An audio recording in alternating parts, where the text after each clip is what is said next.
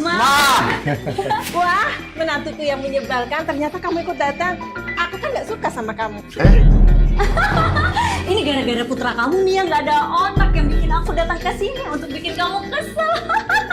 Udah lama ya nggak lihat kamu bikin ulas. Aku pikir kamu udah pergi. Ternyata aku terlalu cepet senang. Pantas saja kamu ini kalau ngomong menyakitin hati aja. Kalau seandainya mertua dan menantu bicara jujur, Mama badannya seser aja kan? Baik apanya, melihat rumah tangga kalian berdua itu tentram, rasanya itu lebih sakit daripada ketika Mama sakit. Oh iya, Mama baru saja kepikiran satu cara bagaimana biar rumah tangga kalian itu bisa berantakan. Cepetan, panggil putraku ke sini biar aku bisa setia. aku tahu kamu juga bukan tipe orang yang gampang diatur. Gimana kalau aku pura-pura ke kamar mandi, jadi kamu bisa cerita yang jelek-jelek tentang aku di belakang aku. Aduh sayang, udah kamu gak usah ribet-ribet. Untuk membuat kamu hidup menderita, Mama punya banyak cara. Dulu waktu aku menjadi menantu, aku hidup menderita. Aku akan putar otak bagaimana caranya membuat kamu hidup sengsara yang sama. Bisa ketemu mertua seperti kamu, itu aku bener-bener apa sampai 7 turunan. Nih, ini semua makanan sisa semalam. Terserah kamu mau makan atau enggak. Wah, dari tadi aku udah duga kalau kamu itu beneran gak ada niatan baik. Ingat trik lama sediain buah paha untuk 3 orang. Aku mau udah gak heran lagi. Toh putramu yang pengecut itu meskipun dia gak makan, dia juga gak berani larang aku makan. Gak suka, dia tahan aja. Bukan.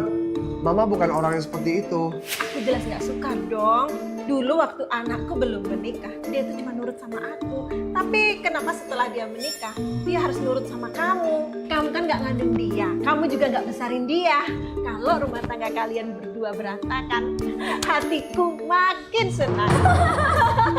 Wah, orang tua ini nih yang selalu bikin orang kesel. Habis pura-pura makan siang ini, aku harus cepet-cepet kabur. Kalau telat sedetik aja, aku bakal muntah. Berarti waktuku sisa sedikit lagi dong. Aku harus mikirin cara bagaimana membuat kamu hidup menderita.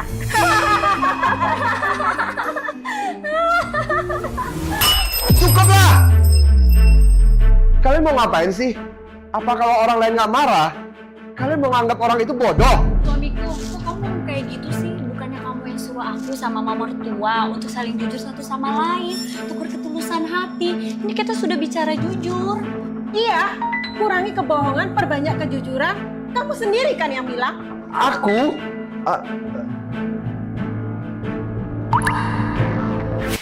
Nak, udah pulang ya? Iya, Ma. Nah, istrimu hari ini cuman males-malesan aja seharian di rumah. Aku suruh angkatin jemuran, dia malah molor. Setengah jam baru dia jalan. Suamiku udah pulang ya? Ya, sudah pulang.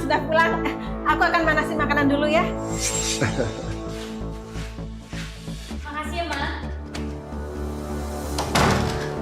Mamamu tadi ngomongin jelek lagi kan tentang aku di depan kamu? Nggak ada. Apa nggak ada? Aku lihat jelas kok mama kamu pegangin jas kamu sambil bohong kan sama kamu. Bilang apa lagi mamamu tentang aku? Nggak ada, beneran nggak ada. Kamu ngapain sih begitu sensitif? Ih.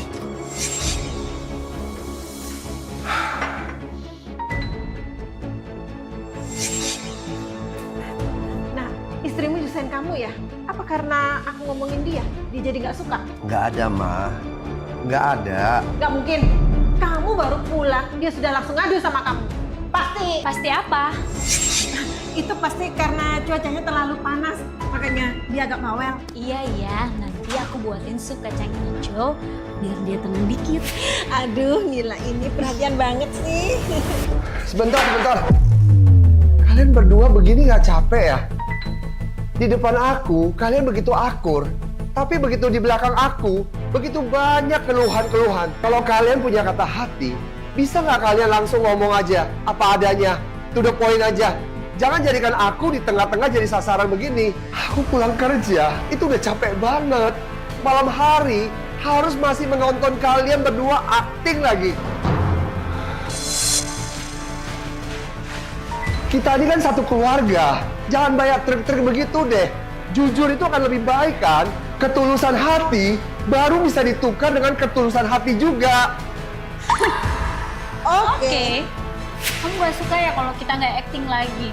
Kalau bukan karena kamu, untuk apa mau mertua jahat dan menantu yang pura-pura akur? Bukan, maksud aku tuh bukan begitu. Iya benar. Demi seorang putra, menjaga keharmonisan mertua dan menantu hanya di depan doang. Mending ngomel-ngomel dan mendesak segera memiliki cucu. Kalau mertua nggak bikin masalah, ya bukan mertua itu namanya. Mah, mama tenang aja mah. Kata-kata mama itu buat aku masuk ke kuping kanan, keluar ke kuping kiri. Mama desek aja terus. Kalau tetap aku nggak akan punya anak. Itu semua terserah kamu mau punya anak atau enggak. Aku juga nggak bakalan mau jagain. Mah, terserah mama nanti mau hidup atau enggak tuh. Aku nggak akan urus mama nanti. Aku kasih tahu kamu ya. Dulu mantan pacar pertama anakku pulang dari luar negeri. Dia memohon padaku 3 hari 3 malam agar dia bisa balikan sama putraku. Kalau bukan karena keluargamu yang minta uang mahar yang sedikit, keluarga aku nggak bakal nikahin kamu. Aku kasih tau kamu ya, sebelum aku menikah sama dia gara-gara kamu yang kayak gini jadi mertuanya, aku udah putusin dia sampai 800 kali tahu nggak? Kalau bukan karena dia berdiri lama di depan rumah aku sambil nangis-nangis di depan semua orang satu komplek, mungkin aku nggak akan nikah sama dia. Kamu Kiki nih, yang dia bilang YouTuber. Hah?